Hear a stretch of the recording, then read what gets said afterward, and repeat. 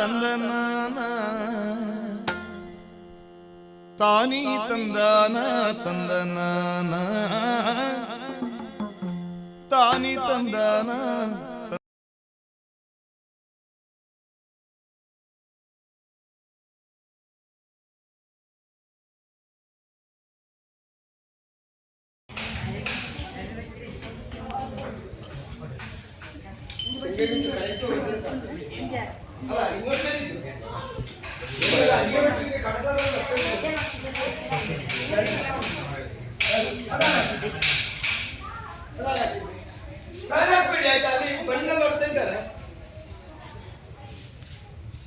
ಇದು ನೀವು ತಂದಿದ್ದೀರಾ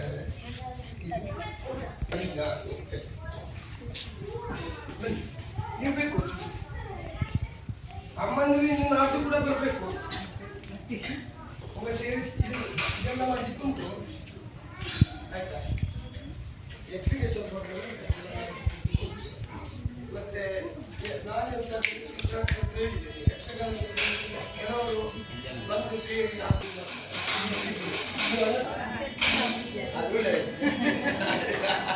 ನಾವು ಈಗ ಪ್ರಾರ್ಥನೆ ಮಾಡ್ತೇನೆ ಗಡಿಯಲ್ಲಿ ಪ್ರಾರ್ಥನೆ ಸ್ವಲ್ಪ ಈಗ ನೋಡಿ ಅವ ಭಾಗವತ ಆಗುವ ಒಂದಾಗಿದ್ದಾನೆ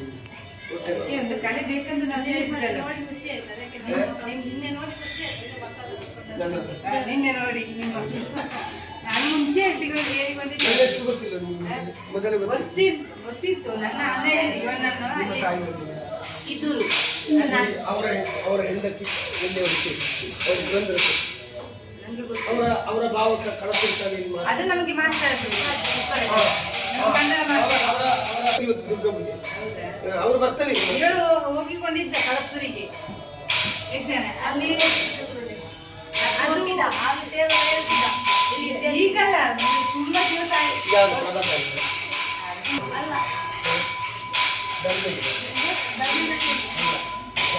ಅಲ್ಲಿ ಅಂತ ಇವತ್ತಿದ್ರೆ ನಾಳೆ ನಾಡಿದ್ದಿಲ್ಲ ಅಲ್ಲಿ ಮತ್ತೆ 5 ಜನ 2 ಜನ ಇಂಟ್ರೆಸ್ಟ್ ಇಲ್ಲ ಮಕ್ಕಳು ನಂಗೆ ಇಂಟ್ರೆಸ್ಟ್ ಇಲ್ಲ ಇಂಟ್ರೆಸ್ಟ್ ಕೊಡ್ಲಿಲ್ಲ ಅದಕ್ಕೆ ನಾನು ಇದಕ್ಕೆ ಆಗ್ಬೇಕಂತ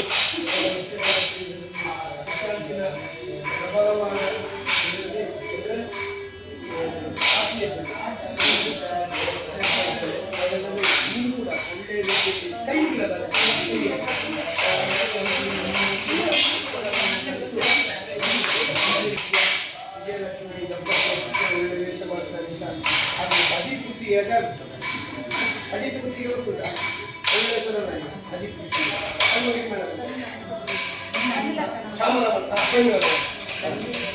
ಜೀವನಕ್ಕೆ ದಾರಿ ಉಂಟು ಅದು ಈಗ ಒಳ್ಳೆಯ ರೀತಿಯಲ್ಲಿ ಹೆಸರನ್ನು ಕಲಿತು ಮಾನವ ಕುರಿತು ಶಾರದಾ ಅಮ್ಮನವರಿಗೆ ಪ್ರಾರ್ಥಿಸುವುದೇನೆಂದರೆ ಬರುವ ವರ್ಷ ಶಾರದಾ ಪೂಜೆಗೆ ಹೆಣ್ಣುಮಕ್ಕಳು ಇವರಿಗೆ ಅನುಗ್ರಹಿಸುತ್ತಾರೆ.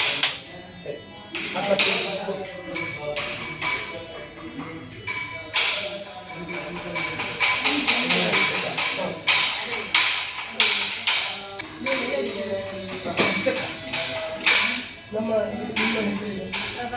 ಪ್ರಭಾವತಿಯ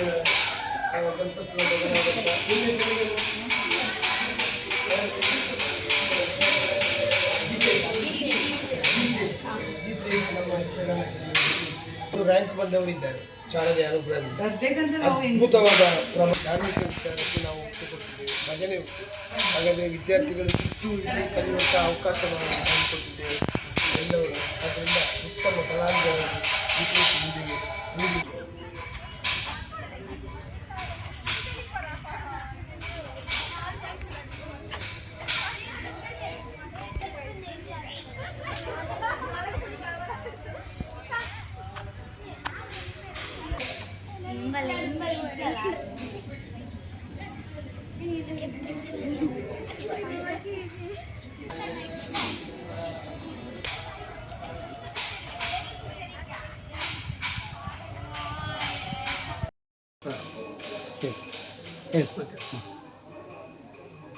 ಸಬ್ಬಣಕೋಡಿ ಮನೆ ಅಂದರೆ ಪುತ್ತೂರು ತಾಲೂಕು ಕಬಕ ಗ್ರಾಮ. ಕಬಕದ ರಾಜ ಹೆದ್ದಾರಿಯ ಬದಿಯೆಲ್ಲ ನಮ್ಮ ಸಬ್ಬಣಕೋಡಿ ಮನೆತನಕ್ಕೆ ಸೇರಿದ್ದು. ಹಾಗೆ ನನ್ನ ತಂದೆ ನರಸಿಂಹ ಭಟ್ಟರು, ಅಮ್ಮ ಸಾವಿತ್ರಿ, ಹಾಗೆ ನನ್ನ ತಂದೆಗೆ 3 ಮಂದಿ ಮಕ್ಕಳು, ಹೈಮಾವತಿ ಒಬ್ಬಳು, ಆಮೇಲೆ ನಾವು ಅವಳಿ ಜವಳಿ ಮಕ್ಕಳು ರಾಮ ಕೃಷ್ಣ ಅಂತ. ನಮ್ಮ ತಾಯಿ ನಾವು 1.5 ವರ್ಷ ಇರುವಾಗ ದೈವಾಧೀನರಾದರು. ಆಮೇಲೆ ವಿಟ್ಲ ಗ್ರಾಮದಲ್ಲಿ ಕೊಡಂಗಾಯಿ ಎತ್ತುಗಲ್ಲು ಅಂತ ನನ್ನ ಅಜ್ಜನ ಮನೆ ಹೆಸರು. ಅಲ್ಲಿಗೆ ನಮ್ಮ ಅಜ್ಜಿ ತಾಯಿ ಇಲ್ಲದ ಮಕ್ಕಳು ಎಂಬುದಾಗಿ ನಮ್ಮನ್ನು ಕೊಂಡು ಹೋಗಿ ಸಾಕಿ ಸಲಹಿದರು. ಆಮೇಲೆ ಒಂದು 5ನೇ ವರ್ಷ ಆಗುವಾಗ ನಮ್ಮನ್ನು ಎತ್ತುಗಲ್ಲು ಶಾಲೆಯಲ್ಲಿ ಏಕೋಪಾಧ್ಯಾಯ ಶಾಲೆ ಪದ್ಮನಾಭರಾವ್ ಅಂತ ಹೇಳುವವರ ಬಳಿಯಲ್ಲಿ ನಮ್ಮನ್ನು ಸೇರಿಸಿ ಅಕ್ಷರಾಭ್ಯಾಸವನ್ನು ಮಾಡಿಸಿದರು. ಹಾಗೆ ಅಲ್ಲಿ ಪದ್ಮನಾಭರಾವ್ ಅಧ್ಯಾಪಕರು ಯಕ್ಷಗಾನದ ಒಬ್ಬ ಹವ್ಯಾಸಿ ಚೆಂಡೆ ಮದ್ದಳೆ ವಾದಕರು. ಅವರು ಯಕ್ಷಗಾನವನ್ನು ನಮಗೆ ಸ್ವಲ್ಪ ಹೇಳಿಕೊಡುವುದಕ್ಕೆ ಆರಂಭಿಸಿದರು. ಅಲ್ಲಿಂದ ನಮಗೆ ಅಣ್ಣ ತಮ್ಮಂದರಿಗಿಬ್ಬರಿಗೂ ಕೂಡ ಯಕ್ಷಗಾನದ ಮೇಲೆ ಅಚ್ಚುಮೆಚ್ಚಿನ ಪ್ರೀತಿ. ಯಾವಾಗಲೂ ನಾವು ಕೋಲುಗಳನ್ನು ಹಿಡಿದು ಚೆಂಡೆ ಬಡಿದು ನಾವು ಕುಣಿತಾ ಇದ್ದೆವು. ಆಮೇಲೆ ಆಗ ಆರ್ಥಿಕ ಮುಗ್ಗಟ್ಟು ನಮ್ಮ ಅಜ್ಜನಿಗಿತ್ತು. ಆದ್ದರಿಂದ ನನ್ನ ಅಜ್ಜನಿಗೆ 14 ಮಕ್ಕಳು. 14 ಮಕ್ಕಳಲ್ಲಿ ನನ್ನ ಅಮ್ಮ ದೊಡ್ಡವಳು. ಹಾಗೆ ಅಮ್ಮನನ್ನು ಬಿಟ್ಟು ಆಮೇಲೆ ಚಿಕ್ಕಮ್ಮಂದಿರನ್ನು 2 ಮಂದಿಯನ್ನು ಮದುವೆ ಆಗಿತ್ತು. ಆ ಬಳಿಕ ಇದ್ದ ಮಕ್ಕಳೆಲ್ಲ ಅಲ್ಲಿ ಎತ್ತುಗಲ್ಲಿನಲ್ಲಿದ್ದರು. ಹಾಗೆ ಸಂಸಾರ ದೊಡ್ಡ ಪೌರೋತ್ಯದಲ್ಲಿ ಆಗಬೇಕು. ಹಾಗಾದ್ರಿಂದ ನಮ್ಮ ಅಜ್ಜ ಹೇಳಿದರು, ನೀವು ನಿಮ್ಮ ಅನ್ನದ ದಾರಿ ನೋಡಿಕೊಳ್ಳಿ ಅಂತ. ಹಾಗೆ ನಮ್ಮ ತಂದೆ ನರಸಿಂಹ ಭಟ್ಟರಿಗೂ ಕೂಡ ಹಾಗೆ ಸಬ್ಬಣಕೋಡಿ ಮನೆಯಲ್ಲಿ ಏನಂದರೆ ದೊಡ್ಡ ದೊಡ್ಡ ಯಕ್ಷಗಾನದ ಮೇಳಗಳನ್ನು ತರಿಸಿ ಆ ಯಕ್ಷಗಾನವನ್ನು ಆಡಿಸುವಂತಹ ಹವ್ಯಾಸವಿತ್ತು. ಕೂಡ್ಲು ಮೇಳ, ಕಟೀಲು ಮೇಳ, ಧರ್ಮಸ್ಥಳ ಮೇಳ ಮೊದಲಾದ ಮೇಳಗಳನ್ನು ಆಡಿಸುವಂತಹ ಹವ್ಯಾಸ ಇತ್ತು. ತಂದೆಯವರು ಒಬ್ಬರು ಕಾರ್ಯಕ್ರಮದ ಸಂಘಟಕರಾಗಿ ಬಹಳಷ್ಟು ಪ್ರಸಿದ್ಧರಾದರು ಆ ಊರಿನಲ್ಲಿ. ಆದ್ದರಿಂದ ತಂದೆಯವರಿಗೂ ನಾವು ಮೇಳಕ್ಕೆ ಸೇರುವಂಥದ್ದು, ಯಕ್ಷಗಾನಕ್ಕೆ ಸೇರುವಂಥದ್ದು ಇಚ್ಛೆ ಇತ್ತು. ಹಾಗಾದ್ರಿಂದ ಕೊಡಂಗಾಯಿಯಲ್ಲಿ ನೆಡ್ಯಾಳ ಅಂತ ಹೇಳುವುದು ಪಡ್ರೆ ಚಂದು ಅವರ ಮನೆ. ಆ ಮನೆಯಲ್ಲಿ ಸಮೀಪ, ನಮ್ಮ ಅಜ್ಜನ ಮನೆಯ ಸಮೀಪ. ಹಾಗೆ ನನ್ನನ್ನು ಕರ್ಕೊಂಡು ಹೋಗಿ, ನಮ್ಮನ್ನಿಬ್ಬರನ್ನು ಕರ್ಕೊಂಡು ಹೋಗಿ ಇವರಿಗೆ ಅನ್ನಕ್ಕೆ ದಾರಿ ಮಾಡಿಕೊಡಬೇಕು ಎನ್ನುವಂತಹ ಒಂದು ಮಾತನ್ನು ಹೇಳಿ ಪಡ್ರೆ ಚಂದುವ ಬಳಿಯಲ್ಲಿ ಬಿಟ್ಟಾಗುವಾಗ ಅವರು ಧರ್ಮಸ್ಥಳಕ್ಕೆ ಲಲಿತ ಕಲಾ ಕೇಂದ್ರ ಅಂತ ಆಗ ಹೆಸರಿತ್ತು, ಯಕ್ಷಗಾನ ಕೇಂದ್ರಕ್ಕೆ ಧರ್ಮಸ್ಥಳದಲ್ಲಿ. ಡಾಕ್ಟರ್ ವೀರೇಂದ್ರ ಹೆಗ್ಗಡೆಯವರ ಬಳಿಗೆ ಕರ್ಕೊಂಡು ಹೋದರು. 1974ನೇ ಇಸವಿ ಮೇ ತಿಂಗಳಿನಲ್ಲಿ. ಹಾಗೆ ಅಲ್ಲಿ ನಮ್ಮನ್ನು ಸಂದರ್ಶನ ಮಾಡ್ತಾರೆ, ಏನು ಹೇಗೆ ಅಂತ ಯಕ್ಷಗಾನದ ಬಗ್ಗೆ. ಹಾಗೆ ನಮ್ಮನ್ನು ಪಡ್ರೆ ಚಂದು ಹೇಳಿದರು, ಅನ್ನಕ್ಕೆ ದಾರಿ ಮಾಡಿಕೊಡ್ತೇನೆ ಅಂತ ತಾಯಿ ಇಲ್ಲದ ತಬ್ಬನಿ ಮಕ್ಕಳನ್ನು ಕರ್ಕೊಂಡು ಬಂದಿದ್ದೇವೆ. 7ನೇ ಕ್ಲಾಸ್ ಆಗಿದೆ, ಆದ್ದರಿಂದ ಇವರಿಗೊಂದು ಅನ್ನಕ್ಕೆ ದಾರಿ ಮಾಡಿಕೊಡ್ತೇನೆ ಅಂತ. ಹಾಗೆ ವೀರೇಂದ್ರ ಹೆಗ್ಗಡೆಯವರು ಒಪ್ಪಿಕೊಂಡರು. ನಾವಲ್ಲಿ ಅವರಿಂದ ನಾಟ್ಯ ಶಿಕ್ಷಣವನ್ನು ಪಡ್ಕೊಂಡೆವು, ಪಡ್ರೆ ಚಂದು ಅವರಿಂದ. ಆ ಬಳಿಕ 1975ನೇ ಇಸವಿಗೆ ನವೆಂಬರ್ 3ನೇ ತಾರೀಕಿನಂದು ಕರ್ನಾಟಕ ಮೇಳ ಹೊರಡುವುದು ಇರಾ ಸೋಮನಾಥೇಶ್ವರ ಸಾನ್ನಿಧ್ಯದಲ್ಲಿ. ಅಲ್ಲಿಗೆ ಗುರುಗಳು ನಮ್ಮನ್ನು ಕರೆದುಕೊಂಡು ಹೋಗಿ ನಮ್ಮನ್ನು ಕರ್ನಾಟಕ ಮೇಳಕ್ಕೆ ಬಾಲಗೋಪಾಲರ ವೇಷಕ್ಕೆ ಸೇರಿಸಿದರು. ಆ ಮೂಲಕವಾಗಿ ನಾವು ಕಲಾವಿದರಾಗಿ ಸೇರ್ಪಡೆಗೊಂಡೆವು. ಯಕ್ಷಗಾನದ ಕಲಾವಿದರಾಗಿ ಮೇಳ ತಿರುಗಾಟಕ್ಕೆ ಆರಂಭಿಸಿದೆವು. ಆಮೇಲೆ ನನ್ನ ಜೀವನ ಏನು ಅಂತಂದರೆ, ನನ್ನ ಮನದ ಮಾತುಗಳನ್ನು ಹೇಳ್ತಾ ಇದ್ದೇನೆ. ನಾವು ಹಿರಿಯ ಕಲಾವಿದರು, ಅಲ್ಲಿ ಕರ್ನಾಟಕ ಮೇಳದಲ್ಲಿ ಬಹಳಷ್ಟು ಹಿರಿಯ ಕಲಾವಿದರು, ಅನುಭವಿ ಕಲಾವಿದರು ಒಂದು ತಂಡ ಅದು. ಆಗ ದಾಮೋದರ ಬಂಡೇಚರ್ ಸಂಗೀತ ವಿದ್ವಾನ್ ಅವರ ಭಾಗವತಿಗೆಯಲ್ಲಿ ಕರ್ನಾಟಕ ಮೇಳ ನಡೀತಾ ಇತ್ತು. ಹಾಗೆ ಭಾಗವತರು ಯಾವಾಗಲೂ ಹೇಳ್ತಾ ಇದ್ರು, ನಮ್ಮಲ್ಲಿ ಬಹಳಷ್ಟು ಅಚ್ಚುಮೆಚ್ಚಿನ ಪ್ರೀತಿ ನಮ್ಮಲ್ಲಿ. ಯಾಕಂದರೆ ಯಜಮಾನರಾದಂತಹ ವಿಠಲ್ ಶೆಟ್ಟಿಗೂ ಕೂಡ ನಮ್ಮಲ್ಲಿ ಬಹಳಷ್ಟು ಅನುಕಂಪ ಇತ್ತು. ಯಾಕೆ ಅಂತಂದರೆ ತಾಯಿ ಇಲ್ಲದ ತಬ್ಬನಿ ಮಕ್ಕಳು ಅಂತ. 7th ಆದಂಥ ನಾವು ಚಿಕ್ಕದಿದ್ದೆವು. ಹಾಗೆ ಅವರಿಗೆ ನೀವೊಬ್ಬರು ಒಳ್ಳೆ ಕಲಾವಿದರಾಗಬೇಕು ಮುಂದೆಗೆ ತೆಂಕುತಿಟ್ಟಿನಲ್ಲಿ ಎನ್ನುವಂತಹ ಒಂದು ಆಸೆ ಅವರಿಗೂ ಕೂಡ ಇತ್ತು. ಆ ಮೂಲಕ ದಾಮೋದರ ಮಂಡೇಶರು ನಮಗೆ ಪ್ರತಿಯೊಂದು ವೇಷಗಳ ಕ್ರಮಗಳನ್ನು, ಪದ್ಯಗಳ ಕ್ರಮಗಳನ್ನು ಹೇಳಿಕೊಡ್ತಾ ಇದ್ದರು. ಆ ಮೂಲಕ ದೊಡ್ಡ ದೊಡ್ಡ ಕಲಾವಿದರು, ಕೋಲ್ಲೂರು ರಾಮಚಂದ್ರರಾಯರು, ಬೋಳಾರ ನಾಗೇಶ್ ಶೆಟ್ಟರು, ರಾಜ್ಯ ಪ್ರಶಸ್ತಿ ವಿಜೇತ ಅಳಿಕೆ ರಾಮೇರೆಗಳು, ಆಮೇಲೆ ಅರ್ಥಗಾರಿಕೆಯಲ್ಲಿ ಶ್ರೀ ರಾಮದಾಸ ಸಾಮಗರು, ಆ ಬಳಿಕ ಪುಣಿಚ ರಾಮಯ್ಯ ಶೆಟ್ಟಿ, ಆ ಬಳಿಕ ಗುಂಪೆ ರಾಮೇರೆಗಳು, ಅರ್ವ ಕೊರಗಪ್ಪ ಶೆಟ್ಟರು, ಲಕ್ಷ್ಮಣ್ ಶೆಟ್ಟರು, ಹರೀಶ ಶೆಟ್ಟಿಗಾರ ಮುಚ್ಚೂರು, ಮಿಜಾರ ಅಣ್ಣಪ್ಪರು ಹಾಸ್ಯಗಾರರು, ಪ್ರತಿಯೊಂದು ವೇಷಗಳನ್ನು ಕೂಡ ಅವರು ಕೂಡ ನಮಗೆ ಹೇಳಿಕೊಡ್ತಾ ಇದ್ದರು. ಹೀಗೆ ಘಟಾನುಘಟನೆಗಳ ಕಲಾವಿದರ ತಂಡ ಆ ಮೇಳದಲ್ಲಿದ್ದರಿಂದ ನಮಗೆ ಯಕ್ಷಗಾನದಲ್ಲಿ ಕಲಾವಿದರಾಗಿ ರೂಪುಗೊಳ್ಳುವುದಕ್ಕೆ ಬಹಳಷ್ಟು ಸುಲಭವಾಯಿತು. ಹಾಗೆ ಒಂದು 3 ವರ್ಷ ಕಳೆದಿದೆ. ಕರ್ನಾಟಕ ಮೇಳದ ತಿರುಗಾಟ ಆಗುವಾಗ ಯಜಮಾನರಾದಂಥ ವಿಠಲ್ ಶೆಟ್ಟರು ಹೇಳಿದರು, ನಿಮ್ಮನ್ನು ಪುರಾಣ ಪ್ರಸಂಗಕ್ಕೆ ಅನುಭವ ಆಗಬೇಕು ನಿಮಗೆ, ಆದ್ದರಿಂದ ಕಟೀಲು ಮೇಳದ ಯಜಮಾನರು ನಾವೇ ಅಂತ ಹೇಳಿಕೊಂಡು ನಮ್ಮನ್ನು ಕಟೀಲು ಮೇಳಕ್ಕೆ ಸೇರ್ಪಡೆಗೊಳಿಸಿದರು. ಹಾಗೆ 1979ನೇ ಇಸವಿಯಲ್ಲಿ ಕಟೀಲು ಮೇಳಕ್ಕೆ ನಾವು ಇಬ್ಬರು ಕೂಡ ಸೇರಿಕೊಂಡೆವು. ಯಜಮಾನರು ನಮ್ಮನ್ನು ಕರೆದುಕೊಂಡು ಹೋಗಿ ಅಲ್ಲಿ ಸೇರಿಸಿದರು. ಆ ಬಳಿಕ ತಾಯಿ ಇಲ್ಲದ ತಬ್ಬನಿ ಮಕ್ಕಳು ಅಂತ ಹೇಳಿಕೊಂಡು ನಮ್ಮನ್ನು ಯಜಮಾನರ ಮನೆಯಲ್ಲಿ ನಮಗೆ ಆಶ್ರಯವನ್ನು ಕೊಟ್ಟರು. ಹಾಗೆ ನಾವು ವೇಷಭೂಷಣಗಳ ಕೆಲಸಗಳನ್ನು ಮಾಡ್ತಾ ಇದ್ದೆವು ಮಳೆಗಾಲದಲ್ಲಿ. ಹಾಗೆ ದಿನೇಶ ಬಂಡಾಯರು ಕೂಡ ಒಂದು ಕಾಲದಲ್ಲಿ ನಮ್ಮ ನಿತ್ಯ ವೇಷಕ್ಕೆ ಮದ್ದಳೆಯನ್ನು ಬಾರಿಸುತ್ತಾ ಇದ್ದರು. ಪದ್ಯಾಣ ಚಕ್ರನಾರಾಯಣ ಭಟ್ರು ಚೆಂಡೆಗಿದ್ದರು. ಹೀಗೆ ಅವರ ಒಡನಾಟವು ನನಗಿದೆ.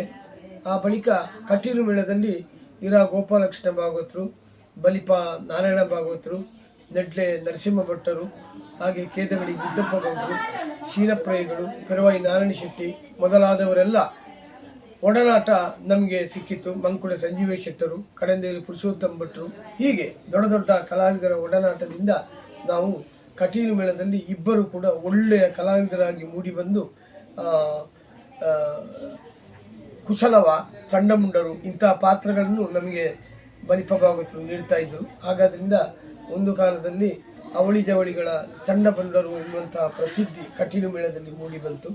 ಹಾಗೆ ನಾವು ತಿರುಗಾಟವನ್ನು ಆರಂಭಿಸಿದೆವು. ಈಗ ನಾನು ನಮ್ಮ ಗುರುಗಳಾದಂತಹ ಪಡ್ರೇಚಂದು ಕರ್ನಾಟಕ ಮೇಳಕ್ಕೆ ಸೇರಿಸಿದ ಮೇಲೆ ಅವರು ನಮಗೆ ಕಟೀಲು ಮೇಳದಲ್ಲಿ ಒಡನಾಟ ದೊರಕಿತು. ಕಟೀಲು ಮೇಳದಲ್ಲಿ ನಮ್ಮ ಪಡ್ರೇಚಂದು ನಮ್ಮನ್ನು ಬಳಿಗೆ ಕರೆಯಿಸಿ ಆ ಮೂಲಕ ಅವರೊಡನೆಯೇ ಸುಮಾರು ವರ್ಷ ನಾವು ತಿರುಗಾಟವನ್ನು ಮಾಡಿದ್ದೇವೆ, ಅಣ್ಣ ತಮ್ಮಂದಿರು. ಆ ಬಳಿಕ ನನ್ನಲ್ಲಿ ಅವರು ಹೇಳ್ತಾ ಇದ್ದರು, ನೀವು ಒಂದು ಒಳ್ಳೆ ಕಲಾವಿದರಾಗಿ ನನ್ನ ಹಾಗೆ ಒಂದು ಯಕ್ಷಗಾನದಲ್ಲಿ ಗುರುಗಳಾಗಬೇಕು ನೀವು ಅಂತ ಹೇಳಿಕೊಂಡು ಎಲ್ಲ ಹೇಳಿಕೊಡುವಂತಹ ಕ್ರಮಗಳನ್ನು ಅವರು ನನಗೆ ಹೇಳಿಕೊಡ್ತಾ ಇದ್ದರು. ಈ ರೀತಿ ನಾಟ್ಯ ಕಲಿಸುವುದು ಕ್ರಮ. ಆಮೇಲೆ ನೆಡ್ಲೆ ನರಸಿಂಹ ಭಟ್ಟರು ಅವರು ನಮ್ಮ ಗುರುಗಳು. ಯಾಕೆ ಅಂತ ಹೇಳಿದರೆ ನಾಟ್ಯವನ್ನು ಕಲಿಸುವಾಗ ಕೇವಲ ನಾಟ್ಯ ಮಾತ್ರವಲ್ಲ, ಅದಕ್ಕೆ ಬಿಡಿತಿಗೆ ಮುಕ್ತಾಯ ತಾಳಗಳನ್ನು ಹೇಳಿ ಅಭ್ಯಾಸ ಆಗಬೇಕು. ಆದ್ದರಿಂದ ಬಿಡಿತ ಮುಕ್ತಾಯ ಅವುಗಳನ್ನೆಲ್ಲ ನರಸಿಂಹ ಭಟ್ಟರು, ನೆಡ್ಲೆ ನರಸಿಂಹ ಭಟ್ಟರು ಹೇಳಿಕೊಟ್ಟು ಅವರಿಂದಲೂ ಕೂಡ ನಾನು ಮದ್ದಳೆ ವಾದನ, ಚೆಂಡೆ ವಾದನ, ಬಲಿಪ ಭಾಗವತದಿಂದ ಪದ್ಯವನ್ನು ಹಾಡುವಂತಹ ಕ್ರಮಗಳು, ರಂಗ ನಡೆಗಳು ಅವರಲ್ಲಿ ಎಲ್ಲ ಕಲಿತುಕೊಂಡು ನಾವು ನನಗೆ 1984ನೇ ಇಸವಿ 85ನೇ ಇಸವಿಯಲ್ಲಿ ನನಗೆ ಮದುವೆ ಆಯಿತು. ಆ ಕಾಲಕ್ಕೆ ಯಕ್ಷಗಾನದ ಮೇಳದ ತಿರುಗಾಟವನ್ನು ಬಿಡಬೇಕಾದ ಪರಿಸ್ಥಿತಿ ಬಂತು. ಆದ್ದರಿಂದ ನಾವು ಯಜಮಾನರಲ್ಲಿ ಹೇಳಿಕೊಂಡು ಬಲಿಪ ಭಾಗವತರಲ್ಲಿ, ಇರಭಾಗವತರಲ್ಲಿ, ಗುರುಗಳಲ್ಲಿ ವಿಷಯವನ್ನು ಹೇಳಿದಾಗ, ಹಾಗಾದರೆ ನೀವು ಇನ್ನು ಮುಂದೆಗೆ ಒಳ್ಳೆ ಕಲಾವಿದರಾಗಿ ಮುಂದುವರಿ, ಅಲ್ಲದೆ ಯಕ್ಷಗಾನದ ನಾಟ್ಯ ಹೇಳಿಕೊಡುವಂತಹ ವಿಧಾನವನ್ನು ನೀವು ಮುಂದುವರಿಸಿ ಅಂತ ಗುರುಗಳು ನನಗೆ ಆಶೀರ್ವಾದ ಮಾಡಿದರು. ಆ ಮೂಲಕ ನಾನೊಬ್ಬ ಹವ್ಯಾಸಿ ಕಲಾವಿದನಾಗಿ ಆಮೇಲೆ ಮೇಳದಲ್ಲಿ ಅತಿಥಿ ಕಲಾವಿದನಾಗಿ ಸುಂಕದಕಟ್ಟೆಗೆ ಮೇಳಕ್ಕೆ ಹೋಗ್ತಾ ಇದ್ದೆ. ಹೀಗೆ ಬೇರೆ ಬೇರೆ ಮೇಳಗಳಿಗೆ ಅತಿಥಿ ಕಲಾವಿದರಾಗಿ ಯಕ್ಷಗಾನದಲ್ಲಿ ವೇಷವನ್ನು ಮಾಡುತ್ತಾ ಆಮೇಲೆ ನಾಟ್ಯವನ್ನು ಕಲಿಸುವುದಕ್ಕೆ ಆರಂಭಿಸಿದೆ. ಆ ನಾಟ್ಯ ಕಲಿಸುವಂತಹ ವಿಧಿವಿಧಾನಗಳು ಗುರು ಅನುಗ್ರಹದಿಂದ ಯಶಸ್ವಿಯಾಯಿತು. ಹಾಗೆ 1990ನೇ ಇಸವಿಯಲ್ಲಿ ನಾನು ಪೆರ್ಲಕ್ಕೆ ಬಂದಿದ್ದೇನೆ. ಪೆರ್ಲದಲ್ಲಿ ಹೆಣ್ಮಕಜ ಪರಿಸರದಲ್ಲಿ ಬಾಡಿಗೆ ಮನೆಯಲ್ಲಿ ಇದ್ದುಕೊಂಡು 2 ಮಕ್ಕಳು ನಮಗೆ. ಆ ಮೂಲಕ ನಾನು ಯಕ್ಷಗಾನವನ್ನು ಹೇಳಿಕೊಡುವಂತಹ ಕಾಯಕದಲ್ಲಿದ್ದರೂ ಕೂಡ ನನಗೊಂದು ಆಸೆ ಇತ್ತು, ಸ್ವಂತ ಸ್ಥಳವನ್ನು ಖರೀದಿಸಿ ಆ ಮೂಲಕ ತೆಂಕುತಿಟ್ಟಿಗೆ ಭವ್ಯವಾದ ಒಂದು ಯಕ್ಷಗಾನ ಕೇಂದ್ರವನ್ನು ಮಾಡಬೇಕು. ಮೇಳಗಳಿಗೆ ಯಕ್ಷಗಾನದ ಕಲಾವಿದರು ಆಗಿ ನಮ್ಮ ಶಿಷ್ಯರು ವ್ಯವಸಾಯವನ್ನು ಮಾಡಬೇಕು. ಅಲ್ಲದೆ ಆರ್ಥಿಕವಾಗಿ ಬಹಳಷ್ಟು ಹಿಂದೆ ಇರುವವರಿಗೆ ನಮ್ಮ ಗುರುಗಳು ಮಾಡಿದ ರೀತಿಯಲ್ಲಿ ಅನ್ನಕ್ಕೆ ದಾರಿ ಮಾಡಿಕೊಡಬೇಕೆಂಬಂಥ ಹವ್ಯಾಸ ಮತ್ತು ಆಸೆ ನನ್ನಲ್ಲಿ ಮೂಡಿಬಂತು. ಆದ್ದರಿಂದ ಇಲ್ಲಿ 1999ನೇ ಇಸವಿಯಲ್ಲಿ ನಾನು ಈ ಪೆರ್ಲದಲ್ಲಿ ಯಕ್ಷಗಾನ ಕೇಂದ್ರವನ್ನು ಕಟ್ಟುವುದಕ್ಕಾಗಿ 1,10,000 ಕೊಟ್ಟು ಇಲ್ಲಿ ಸ್ಥಳವನ್ನು ಖರೀದಿಸಿಕೊಂಡೆ. ಆ ಮೂಲಕ ನಮ್ಮ ಗುರುಗಳು 2000 ಇಸವಿಗೆ ನಿಧನರಾದರು. ಆಮೇಲೆ ಅವರಿಂದ ಮೊದಲೇ ನಾನು ಆಶೀರ್ವಾದವನ್ನು ಅವರ ಮನೆಯವರಿಂದ ಎಲ್ಲರಲ್ಲಿ ಕೇಳಿಕೊಂಡಿದ್ದೇನೆ. ಗುರುಗಳು, ಗುರುಪತ್ನಿ ಹಾಗೂ ಗುರುಗಳ ಮಕ್ಕಳು ಎಲ್ಲರಲ್ಲಿ ಕೂಡ ಗುರುಗಳ ಹೆಸರಿನಲ್ಲಿ ಒಂದು ಯಕ್ಷಗಾನ ಕೇಂದ್ರವನ್ನು ಮಾಡುತ್ತೇನೆ, ಅನ್ನಕ್ಕೆ ದಾರಿ ಮಾಡಿಕೊಟ್ಟಂತಹ ಗುರುಗಳು ಎಂಬ ದೃಷ್ಟಿಯಿಂದ ಪೆರ್ಲದಲ್ಲಿ ಪಡ್ರೆಚಂದು ಸ್ಮಾರಕ ಯಕ್ಷಗಾನ ನಾಟ್ಯ ತರಬೇತಿ ಕೇಂದ್ರ ಎಂಬಂತಹ ಒಂದು ಸಂಸ್ಥೆಯನ್ನು ಹುಟ್ಟುಹಾಕಿ ಆ ಮೂಲಕ ಶ್ರೀ ಶ್ರೀ ಕೇಶವಾನಂದ ಭಾರತಿ ಸ್ವಾಮೀಜಿ ಎಡನೀರು ಮಠ ಇವರ ದಿವ್ಯ ಹಸ್ತದಿಂದ 2001ನೇ ಇಸವಿಯಲ್ಲಿ ನವೆಂಬರ್ ತಿಂಗಳಂದು, ಈಗಲೂ ನೆನಪಿದೆ, ನವೆಂಬರ್ ತಿಂಗಳಿನಲ್ಲಿ ನಾನು 21ನೇ ತಾರೀಕು ನಂದು ನಾವು ಶಿಲಾನ್ಯಾಸ ಕಾರ್ಯಕ್ರಮವನ್ನು ಕೈಗೊಂಡೆವು. ಆ ಮೂಲಕವಾಗಿ ನಮ್ಮ ಯಕ್ಷಗಾನದ ಕೇಂದ್ರದ ಕಟ್ಟಡದ ಕೆಲಸ ಆರಂಭವಾಯಿತು. ಬಹಳಷ್ಟು ದಾನಿಗಳು ನನಗೆ ಇದಕ್ಕೆ ಸಹಕಾರವನ್ನು ಕೊಟ್ಟಿದ್ದಾರೆ. ಆದ್ದರಿಂದ 2005ನೇ ಇಸವಿಯಲ್ಲಿ ಜನವರಿ 21ನೇ ತಾರೀಕಿಗೆ ಪಡ್ರೆಚಂದು ಸ್ಮಾರಕ ಯಕ್ಷಗಾನ ನಾಟ್ಯ ತರಬೇತಿ ಕೇಂದ್ರ ಎಂಬ ಒಂದು ಯಕ್ಷಗಾನ ಕೇಂದ್ರದ ಕಟ್ಟಡ ಸಮೇತ ಉದ್ಘಾಟನೆ ಶ್ರೀ ಶ್ರೀ ಕೇಶವಾನಂದ ಭಾರತಿ ಸ್ವಾಮೀಜಿಗಳವರ ದಿವ್ಯ ಹಸ್ತದಿಂದ ಆಯಿತು. ಆಮೇಲೆ ಮಲ್ಲ ಶ್ರೀ ಕ್ಷೇತ್ರದಿಂದ ನಮ್ಮ ಈ ಯಕ್ಷಗಾನ ಕೇಂದ್ರಕ್ಕೆ ಪಂಚಾಂಗದ ಕಲ್ಲಿನ ಸಹಾಯವನ್ನು ಕೂಡ ಅವರು ಮಾಡಿದ್ದಾರೆ. ಶ್ರೀ ಶ್ರೀ ಕೇಶವಾನಂದ ಭಾರತಿ ಸ್ವಾಮೀಜಿಯವರು ಹೆಚ್ಚಿನದಾದಂತಹ ಸ್ವರ್ಣ ಮಂತ್ರಾಕ್ಷತೆಯನ್ನಿತ್ತು ನಿನ್ನ ಯಕ್ಷಗಾನ ಕೇಂದ್ರ ಮುಂದುವರಿಯಲಿ ಅಂತ ಸಹಕಾರವನ್ನು ಕೊಟ್ಟರು. ತುಂಬ ದಾನಿಗಳ ನೆರವಿನಿಂದ 2005 ಜನವರಿ 21ನೇ ತಾರೀಕಿಂದು ವಿದ್ಯುಕ್ತವಾಗಿ ನಮ್ಮ ಯಕ್ಷಗಾನ ಕೇಂದ್ರ ಉದ್ಘಾಟಿಸಲ್ಪಟ್ಟಿತು. ಆರಂಭದಲ್ಲಿ ನಮಗೆ ವಿದ್ಯಾರ್ಥಿಗಳ ಕೊರತೆ ಬರಲಿಲ್ಲ, ಬಹಳಷ್ಟು ಮಂದಿ ವಿದ್ಯಾರ್ಥಿಗಳು ಸೇರಿದರು. ಆ ಮೂಲಕ ನಾನು ಯಕ್ಷಗಾನವನ್ನು ಅನ್ನಕ್ಕೆ ದಾರಿ ಮಾಡಿಕೊಡಬೇಕು ಎಂಬಂತಹ ದೃಷ್ಟಿಯಲ್ಲಿ ವಿದ್ಯಾರ್ಥಿಗಳಿಗೆಲ್ಲರಿಗೂ ಕೂಡ ಉಚಿತವಾಗಿ ನಾವು ಯಕ್ಷಗಾನವನ್ನು ಹೇಳಿಕೊಡ್ತಾ ಇದ್ದೇನೆ. ಅನ್ನ, ಊಟ, ವಸತಿ ಸೌಲಭ್ಯ ಪ್ರತಿಯೊಂದನ್ನು ನಾವು ಉಚಿತವಾಗಿ ಮಾಡಿಕೊಡುವುದರ ಮೂಲಕ ನಮ್ಮಲ್ಲಿಂದ ಬಹಳಷ್ಟು ಮಂದಿ ಕಲಾವಿದರು ಇಂದು ಹನುಮಗಿರಿ ಮೇಳ, ಕಟೀಲು ಮೇಳ, ಆಮೇಲೆ ಪಾವಂಜೆ ಮೇಳ, ಹೀಗೆ ಹಲವಾರು ಮೇಳಗಳಲ್ಲಿ ತಿರುಗಾಟವನ್ನು ಮಾಡ್ತಾ ಇದ್ದಾರೆ. ಆದ್ದರಿಂದ ನಮಗೆ ಡಾಕ್ಟರ್ ವೀರೇಂದ್ರ ಹೆಗಡೆ ಧರ್ಮಸ್ಥಳ ಮೇಳದಲ್ಲಿಯೂ ನಮ್ಮ ಯಕ್ಷಗಾನ ಕೇಂದ್ರದಿಂದ ಕಲಿತಂತಹ ವಿದ್ಯಾರ್ಥಿಗಳಿದ್ದಾರೆ. ಯಾಕಂದರೆ ವೀರೇಂದ್ರ ಹೆಗಡೆಯವರ ಸಂಪೂರ್ಣ ಅನುಗ್ರಹ ನಮ್ಮ ಈ ಯಕ್ಷಗಾನ ಕೇಂದ್ರದ ಮೇಲೆ ಇದೆ. ಅಲ್ಲಿಂದ ವಿದ್ಯಾರ್ಥಿಗಳು ನಮಗೆ ಇಲ್ಲಿಗೆ ಕಳುಹಿಸಲ್ಪಡುವುದರ ಮೂಲಕ ಕೆಲವು ವರ್ಷ ನಮ್ಮ ಇಲ್ಲಿಂದ ಯಕ್ಷಗಾನ ಕೇಂದ್ರದಿಂದ ಶಿಷ್ಯರನ್ನು ನಾನು ಧರ್ಮಸ್ಥಳ ಮೇಳಕ್ಕೆ ಕಳುಹಿಸಿಕೊಟ್ಟಿದ್ದೇನೆ. ಆ ಮೂಲಕ ಅವರಿಗೆ ಬಹಳಷ್ಟು ಇಷ್ಟವಾಗಿ ಅವರು ಸಂದರ್ಶನದಲ್ಲಿ ಹೇಳಿದ್ದಾರೆ, ತೆಂಕುತಿಟ್ಟಿನಲ್ಲಿ ಏಕೈಕ ಯಕ್ಷಗಾನ ಕೇಂದ್ರ ಪಡ್ರೆಚಂದು ಸ್ಮಾರಕ ಕೇಂದ್ರ, ಸಬ್ಬಣಕೋಡಿ ರಾಮಭಟ್ರು ಪಡ್ರೆಚಂದು ಶೈಲಿಯಲ್ಲಿ ಯಕ್ಷಗಾನವನ್ನು ಹೇಳಿಕೊಡ್ತಾರೆ ಅಂತ. ಆ ಮೂಲಕ ನಮ್ಮ ಯಕ್ಷಗಾನದ ಕಲಾಸೇವೆ ಮುಂದುವರಿತಾ 2014ನೇ ಇಸವಿಯಲ್ಲಿ ಉಡುಪಿ ಯಕ್ಷಗಾನ ಕಲಾರಂಗದವರು ನಮ್ಮ ಯಕ್ಷಗಾನ ಕೇಂದ್ರಕ್ಕೆ ಭೇಟಿಯನ್ನು ಕೊಡುವುದರ ಮೂಲಕ ಬಹಳಷ್ಟು ಸಂತೋಷವನ್ನು ವ್ಯಕ್ತಪಡಿಸಿ ಕೇಂದ್ರವನ್ನು ನೋಡುವುದರ ಮೂಲಕ ನಿಮ್ಮ ಈ ಯಕ್ಷಗಾನ ಕೇಂದ್ರಕ್ಕೆ ಪ್ರತಿಷ್ಠಿತವಾದಂಥ ಪೇಜಾವರ ವಿಶ್ವೇಶ ತೀರ್ಥ ಪ್ರಶಸ್ತಿಯನ್ನು ನಮ್ಮ ಯಕ್ಷಗಾನ ಕೇಂದ್ರಕ್ಕೆ ಅನುಗ್ರಹಿಸಿದ್ದಾರೆ. 25,000 ಮೊತ್ತದೊಂದಿಗೆ ನಮ್ಮ ಯಕ್ಷಗಾನ ಕೇಂದ್ರಕ್ಕೆ ಅವರು ಪ್ರಶಸ್ತಿಯನ್ನು ನೀಡಿದರು. ಆಮೇಲೆ 2014ರಲ್ಲಿ ಸಾಮಾನ್ಯ ನನಗೆ ದಕ್ಷಿಣ ಕನ್ನಡ ಜಿಲ್ಲಾ ರಾಜ್ಯೋತ್ಸವ ಪ್ರಶಸ್ತಿ ಕರ್ನಾಟಕ ಸರ್ಕಾರದಿಂದ ಕೊಡಬಹುದು, ಅದು ಕೂಡ ಬಂತು. ಆಮೇಲೆ ಹಲವಾರು ಕಡೆಗಳಲ್ಲಿ ಪ್ರಶಸ್ತಿಗಳು, ಸನ್ಮಾನಗಳು ಆಗುತ್ತಾ ಇದೆ. ಯಾಕಂದರೆ ನನ್ನ ಕಲಾ ಸೇವೆಯನ್ನು ಗುರುತಿಸಿ ಜನರು ಅದನ್ನು ನನಗೆ ನೀಡ್ತಾ ಇದ್ದಾರೆ. ಕೊಳಲಿ ಪ್ರಶಸ್ತಿಯನ್ನು ಪಡೆದಿದ್ದೇನೆ, ಕಟೀಲು ನಾನು ಪ್ರಶಸ್ತಿಗಳನ್ನು ಪಡೆದವನಿದ್ದೇನೆ. ಹಲವಾರು ಕಡೆಗೆ ಕ್ಷೇತ್ರಗಳಲ್ಲಿ ನನ್ನನ್ನು ಮನ್ನಿಸಿ ನನಗೆ ಸನ್ಮಾನವನ್ನು ಕೊಟ್ಟಿದ್ದಾರೆ, ಪ್ರಶಸ್ತಿಗಳನ್ನು ನೀಡಿದ್ದಾರೆ. ಆದ್ದರಿಂದ ನನ್ನ ಕಲಾ ಜೀವನದಲ್ಲಿ ಇವತ್ತು ಏನು ಅಂತಂದರೆ, ನಮ್ಮ ಈ ಯಕ್ಷಗಾನ ಕೇಂದ್ರದಲ್ಲಿ ಬಹಳಷ್ಟು ಮಂದಿ ವಿದ್ಯಾರ್ಥಿಗಳಿದ್ದಾರೆ ನಾಟ್ಯದಲ್ಲಿ. ಆಮೇಲೆ ಹಿಮ್ಮೇಳದಲ್ಲಿ ತೆಂಕಬೈಲು ತಿರುಮಲೇಶ್ವರ ಶಾಸ್ತ್ರಿಗಳನ್ನು ನಾನು 2010ನೇ ಇಸವಿಯಲ್ಲಿ ನೇಮಕ ಮಾಡಿದೆ.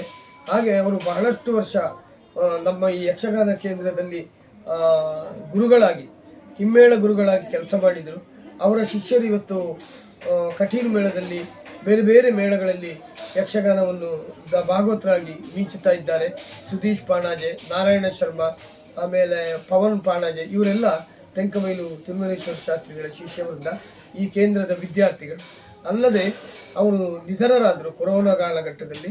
ಆಮೇಲೆ ಅವರ ಮಗನಾದಂತಹ ಮುರಳೀಕೃಷ್ಣ ಶಾಸ್ತ್ರಿಗಳು ವಾರ ವಾರ ಬಂದು ಇಲ್ಲಿ ಯಕ್ಷಗಾನದ ಹಾಡುಗಳನ್ನು ಹೇಳಿಕೊಟ್ಟು ಶಿಷ್ಯರನ್ನು ಸಿದ್ಧಗೊಳಿಸ್ತಾ ಇದ್ದಾರೆ. ಅಲ್ಲದೆ ಹಿಮ್ಮೇಳದಲ್ಲಿ ಈಗ ಚೆಂಡೆವಾದಕರಾಗಿ ನಮ್ಮ ಇದೇ ಕೇಂದ್ರದ ತೆಂಕಬೈಲು ತಿರುಮಲೇಶ್ವರ ಶಾಸ್ತ್ರಿಗಳ ಶಿಷ್ಯ ಗುರುಗಳಾಗಿ ನಾನು ನೇಮಕ ಮಾಡಿದ್ದೇನೆ. ಸಂಬಂಧದಲ್ಲಿ ನನಗೆ ಅಳಿಯ ವರ್ಷಿತ್ ಕಿಜಕಾರು, ಒಳ್ಳೆ ಉತ್ತಮ ಕಲಾವಿದನೂ ಹೌದು. ಅವನ ಮೂಲಕವಾಗಿ ಹಿಮ್ಮೇಳದ ತರಬೇತಿ ಇಲ್ಲಿ ನಡೆಯುತ್ತಾ ಇದೆ. ಆದ್ದರಿಂದ ವರ್ಷದಲ್ಲಿ ನಮ್ಮದು ಪಡ್ರೆ ಚಂದು ಪ್ರಶಸ್ತಿ ಒಳ್ಳೊಳ್ಳೆ ಕಲಾವಿದರಿಗೆ ನಾವು ಇಷ್ಟರವರೆಗೆ ಕೊಡ್ತಾ ಬಂದಿದ್ದೇವೆ. ಕೋಳ್ಯೂರು ರಾಮಚಂದ್ರಾಯರಿಂದ ಹಿಡಿದು ಪದ್ಯಾಣ ಗಣಪತಿ ಭಟ್, ಆಮೇಲೆ ದಿನೇಶ್ ಅಮ್ಮಣ್ಣಾಯರಿ, ಈಗ ಮೊನ್ನೆ ದಿವಂಗತರಾದಂತಹ ದಿನೇಶ್ ಅಮ್ಮಣ್ಣಾಯರಿಗೂ ನಾವು ಪಡ್ರೆ ಚಂದು ಪ್ರಶಸ್ತಿಯನ್ನು ನೀಡಿದ್ದೇವೆ. ಹಲವಾರು ಪ್ರಶಸ್ತಿಗಳನ್ನು ಪಡೆದಂತಹ ಕಲಾವಿದರ ಒಂದು ಪಟ್ಟಿಯೇ ನಮ್ಮಲ್ಲಿದೆ. ಆಮೇಲೆ ಶಾರದಾ ಪೂಜೆಯನ್ನು 25ನೇ ವರ್ಷದಲ್ಲಿ ನಾವು ಮೊನ್ನೆ ರಜತ ಮಹೋತ್ಸವ ಅಂತ ಬಹಳಷ್ಟು ವಿಜೃಂಭಣೆಯಿಂದ ಮಾಡಿದ್ದೇವೆ. ಕೇಂದ್ರದ ವಿದ್ಯಾರ್ಥಿಗಳ ಪೋಷಕರ ಸಹಕಾರದಲ್ಲಿ ನಮ್ಮ ಯಕ್ಷಗಾನ ಕೇಂದ್ರ ಬಹಳಷ್ಟು ಉತ್ತಮವಾಗಿ ಇಲ್ಲಿ ನಡೀತಾ ಇದೆ. ಅದಲ್ಲದೆ ನಾವು ಎಲ್ಲ ವಿದ್ಯಾರ್ಥಿಗಳಿಗೂ ಅನುಗ್ರಹ ಬೇಕು ದೇವರದ್ದು ಅನ್ನುವುದಕ್ಕಾಗಿ ಕಲಾಧಿದೇವಿಯಾದಂತಹ ಶಾರದಾ ದೇವಿಯನ್ನು ನಾವು ಪ್ರತಿಷ್ಠಾಪಿಸಿದ್ದೇವೆ. ತಿಂಗಳಿಗೊಂದು ದುರ್ಗಾ ಪೂಜೆ, ವಾರ ಭಜನೆ ಮಕ್ಕಳಿಂದ, ಹೀಗೆ ದೇವತಾ ಕಾರ್ಯಗಳು ನಮ್ಮ ಯಕ್ಷಗಾನ ಕೇಂದ್ರದಲ್ಲಿ ನಡೀತಾ ಇದೆ. ಆದ್ದರಿಂದ ಸಂಪೂರ್ಣ ಕಲಾಭಿಮಾನಿಗಳ ಅಲ್ಲದೆ ನಿಮ್ಮಂತಹ ಯೂಟ್ಯೂಬ್ ಚಾನಲ್ನವರ ಸಹಕಾರದಿಂದ ನಮ್ಮ ಯಕ್ಷಗಾನ ಕೇಂದ್ರ ಬಹಳಷ್ಟು ಉತ್ತಮವಾಗಿ ನಡೀತದೆ ಅಂತ ಹೇಳೋದಕ್ಕೆ ಸಂತೋಷ ಪಡ್ತೇನೆ. ಈಗ ಅಸಂಖ್ಯಾತ ಶಿಷ್ಯವರ್ಗದವರ ಬಲ ನನಗೆ ಇದೆ ಮತ್ತು ಶಿಷ್ಯವರ್ಗದವನ್ನು ಹೊಂದಿದ್ದೇನೆ. ಅದು ನಮ್ಮ ಗುರುಗಳಾದಂತಹ ಪಡ್ರೆ ಚಂದು ಅವರ ಅನುಗ್ರಹದಿಂದ ಮತ್ತು ನಮ್ಮ ಆರಾಧ್ಯ ದೇವತೆಯಾದಂತಹ ಶಾರದಾ ಅಮ್ಮನವರ ಅನುಗ್ರಹದಿಂದ 1985ನೇ ಇಸವಿಯಲ್ಲಿ ನಾನು ತೊಡಗಿದಂತಹ ಯಕ್ಷಗಾನ ನಾಟ್ಯ ತರಬೇತಿಯಲ್ಲಿ ಇಂದಿನವರೆಗೆ ನಾನು ಹಿಮ್ಮುಖನಾಗಿಲ್ಲ. ನನ್ನ ಕೆಲಸದಲ್ಲಿ ಇವತ್ತಿಗೂ ಕೂಡ ಬಹಳಷ್ಟು ನಾಟ್ಯ ಕಲಿಸುವ ತಂಡಗಳು ನನ್ನಲ್ಲಿದೆ ಮತ್ತು ಒಂದು ದಿನವೂ ಬಿಡುವಿಲ್ಲದಂತಹ ಕೆಲಸಗಳು ನನಗಿದೆ. ಆದ್ದರಿಂದ ಒಂದು ಪಟ್ಟಿಯನ್ನೇ ತೆಗೆದು ಹೇಳುವುದಿದ್ರೆ ಸಾಮಾನ್ಯ ಒಂದು 5,000 ಮೇಲ್ಪಟ್ಟು ನಮ್ಮ ಶಿಷ್ಯವರ್ಗದವರು ಇದ್ದಾರೆ. ಈಗ ಅದರಲ್ಲಿ ಕೆಲವರು ಮೇಳದಲ್ಲಿದ್ದಾರೆ, ಇನ್ನು ಕೆಲವರು ಹವ್ಯಾಸವಾಗಿ ಇನ್ನೂ ಮುಂದುವರಿಸ್ತಾ ಇದ್ದಾರೆ. ಕೆಲವರೆಲ್ಲ ತಮ್ಮ ತಮ್ಮ ವೃತ್ತಿಯಲ್ಲಿ ದೂರ ದೂರ ಇದ್ದುಕೊಂಡು ವಿದೇಶದಲ್ಲಿ ಕನ್ನಡ ಸಂಘದಲ್ಲೆಲ್ಲ ಇದ್ದಾರೆ. ಅವರು ವೇಷವನ್ನು ಮಾಡುತ್ತಾ ಕಲಾ ಸೇವೆಯನ್ನು ಮಾಡ್ತಾ ಇದ್ದಾರೆ. ಯಕ್ಷಗಾನವನ್ನು ಕಲಿಯುವುದು ಅಂತ ಹೇಳಿದರೆ ಅದು ಈ ಚಾನಲ್ನ ಮೂಲಕ ಕಲಿಯುವಂತಹ ವಿಧಾನವಲ್ಲ. ಮತ್ತು ಇನ್ನೊಂದೇನು ಅಂತ ಹೇಳಿದರೆ ಯಕ್ಷಗಾನವನ್ನು ಗುರುಮುಖೇನವಾಗಿಯೇ ಕಲಿಬೇಕು. ಯಕ್ಷಗಾನದಲ್ಲಿ ಹೇಳಿಕೊಡುವಂತಹ ಕ್ರಮಗಳು ಕೂಡ ಅದು ಭರತನಾಟ್ಯದ ಶಾಸ್ತ್ರದ ಪ್ರಕಾರವಾಗಿ ಯಕ್ಷಗಾನ ನಾಟ್ಯಶಾಸ್ತ್ರವು ಒಂದೇ ಲೆಕ್ಕದಲ್ಲಿ ಬರ್ತದೆ. ಯಾಕಂದರೆ ಯಕ್ಷಗಾನ ಕಲಿಸುವಂತಹ ವಿಧಾನ ಬಾಲಪಾಠ, ಆಮೇಲೆ ಪ್ರೌಢಪಾಠ, ಕೌಮಾರ, ಯೌವನ ಎನ್ನುವಂತಹ 4 ವಿಧಾನದ ಪಾಠಗಳು ನಮ್ಮ ಈ ಯಕ್ಷಗಾನ ನಾಟ್ಯ ಕಲಿಸುವ ವಿಧಾನದಲ್ಲಿದೆ. ಆದ್ದರಿಂದ ನಾನು ಈಗ ನಮ್ಮ ಹೊಸ ತಲೆಮಾರಿನ ಮಕ್ಕಳಿಗೆ ಹೇಳುವುದು ಅಂತಂದರೆ, ಅವರ ಪೋಷಕರಿಗೆ ಹೇಳ್ತೇನೆ, ಇನ್ನೊಬ್ಬರದ್ದನ್ನು ನೋಡಿ ಯಕ್ಷಗಾನವನ್ನು ಕಲಿತರೆ ಪ್ರಯೋಜನವಿಲ್ಲ. ಗುರುಮುಖೇನವಾಗಿ ನೇರವಾಗಿ ಕಲಿತರೆ ಮಾತ್ರ ಪ್ರಯೋಜನ. ಆ ಮೂಲಕವಾಗಿ ಯಕ್ಷಗಾನದ ಕಲಾವಿದರ ಬೆಳವಣಿಗೆ ಆಗಬಹುದು ಅಂತ ನಾನು ಹೇಳಲು ಇಚ್ಛೆಪಡ್ತೇನೆ. ನಮ್ಮ ಯಕ್ಷಗಾನದ ಜೀವನದಲ್ಲಿ ಮೊದಲಾಗಿ 1975ನೇ ಇಸವಿ ಅಂದರೆ 25 ಮತ್ತು 25 50 ವರ್ಷ ಸಾಮಾನ್ಯ 50 ವರ್ಷ ಮೇಲ್ಪಟ್ಟು 74ನೇ ಇಸವಿಯಲ್ಲಿ ನಾನು ಇದನ್ನು ಆರಂಭಿಸಿದ್ದೇನೆ. ಹಾಗಾದರೆ ಆ ಲೆಕ್ಕದಲ್ಲಿ 51ನೇ ವರ್ಷ ಕಳೆಯಿತು ನಾನು ಈ ಯಕ್ಷಗಾನದ ವೃತ್ತಿಯಲ್ಲಿ ಇರುವುದು. ಕೇವಲ ನಾನೀಗ ಹವ್ಯಾಸಿ ಕಲಾವಿದ ಅಂತ ಹೇಳಲಿಕ್ಕೆ ಆಗುವುದಿಲ್ಲ, ಯಾಕಂದರೆ ನಾನು ಮೇಳದಲ್ಲಿ ಇದ್ದುಕೊಂಡು ನಾನು ವೇಷ ಮಾಡುವವನು. ಆಮೇಲೆ ಇಂದಿಗೂ ಕೂಡ ನನಗೆ ವೇಷಕ್ಕೆ ಬೇಡಿಕೆ ಇದೆ, ನನ್ನ ವೇಷಕ್ಕೆ. ಆದ್ದರಿಂದ 51 ವರ್ಷಗಳ ಈ ತಿರುಗಾಟದಲ್ಲಿ ನಾನು ತುಂಬ ಜನರನ್ನು ನೆನಪಿಸಿಕೊಳ್ಬೇಕಾಗ್ತದೆ. ಯಾಕಂದರೆ ನನ್ನನ್ನು ಯಕ್ಷಗಾನಕ್ಕೆ ಇಳಿಸುವುದಕ್ಕೆ ಮೊದಲು ಕಾರಣ ಯಾರು ಅಂತಂದರೆ ನನ್ನ ತಂದೆಯವರನ್ನು ನಾನು ಮನಸಾರೆ ನೆನಪಿಸಿಕೊಳ್ತೇನೆ. ಇನ್ನೊಂದು ಏನು ಅಂತ ಹೇಳಿದರೆ ನನ್ನ ಅಜ್ಜ ಅಜ್ಜಿ, ನಮ್ಮನ್ನು ಸಾಕಿ ಸಲಹಿದಂತಹ ನನ್ನ ಅಜ್ಜ ಶಂಕರ ಭಟ್, ಅಜ್ಜಿ ಸರಸ್ವತಿಯಮ್ಮ, ಅವರನ್ನು ಯಾವತ್ತೂ ಕೂಡ ನಾವು ಮರೀಲಿಕ್ಕೆ ಸಾಧ್ಯ ಇಲ್ಲ. ಯಕ್ಷಗಾನದ ಕಲಾವಿದರಾಗಿ ನೀವು ಮುಂದುವರಿಬೇಕು, ವೃತ್ತಿಯಲ್ಲಿ ಮುಂದುವರಿರಿ ಅಂತ ಆಶೀರ್ವಾದ ಮಾಡಿದವರು ಅವರು.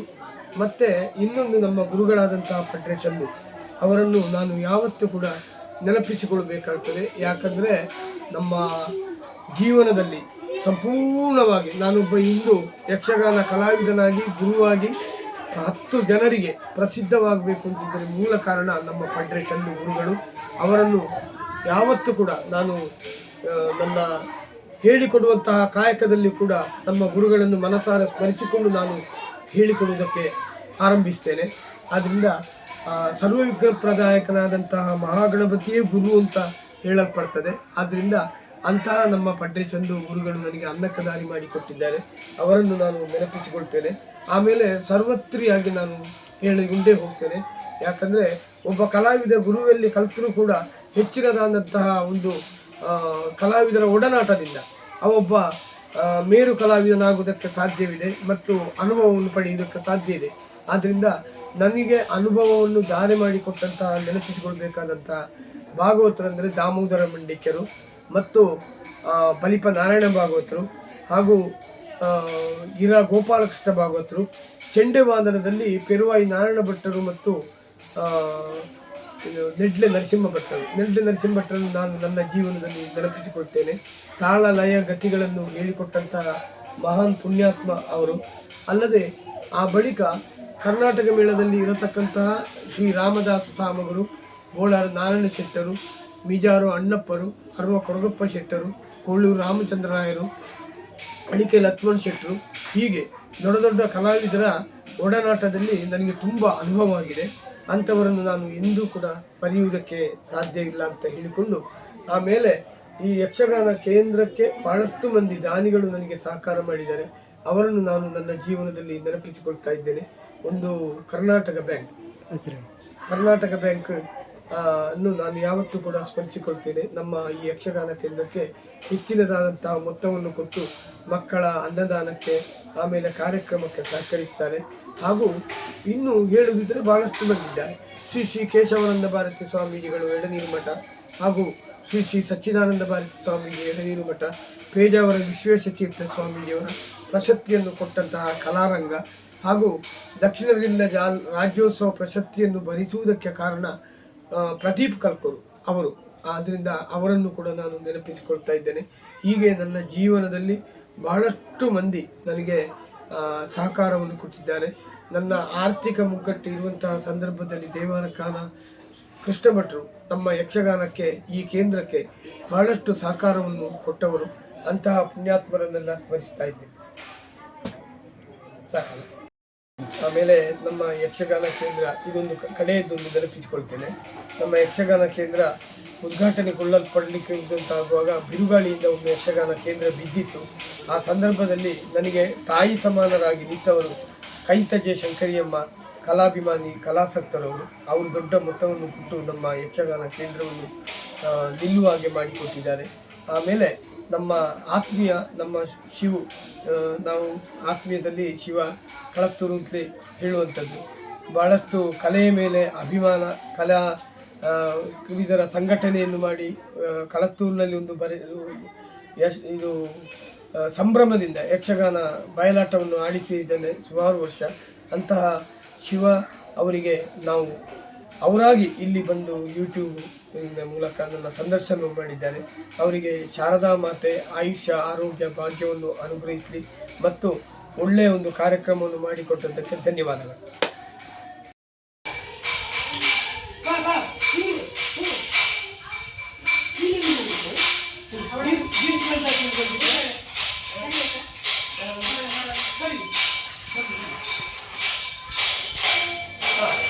ಆರಂಭ ಭೂಮಿಗೆ ನಮಸ್ಕಾರ. ಬಂದ ಕೂಡಲೇ ಇಲ್ಲಿ ಶಾರದೆಗೆ ವಂದಿಸುವುದು, ಗುರುಗಳಿಗೆ ವಂದಿಸುವುದು, ಮತ್ತೆ ನಾಟ್ಯವನ್ನು ಕಲಿಲಿಕ್ಕೆ ಕೂಡ ಈ ರೀತಿ ಮಾಡಬೇಕು. ಗೊತ್ತಾಯ್ತಾ?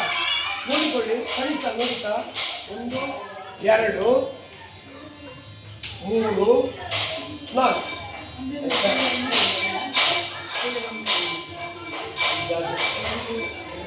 ಸ್ವಲ್ಪ ಸರಿ ನೋಡಿಕೊಳ್ಳಿ. 1 ಹೇಳಿ ಗಟ್ಟಿ ಹೇಳಿ. 1 2 3 4 1 2 3 4 ಇದು ಗಾತ ಬಿಟ್ಟು 1, ಇದು ಹುಸಿ ಬಿಟ್ಟು 2, ಇದು ಗಾತ ಬಿಟ್ಟು 3 4 1 2 3 4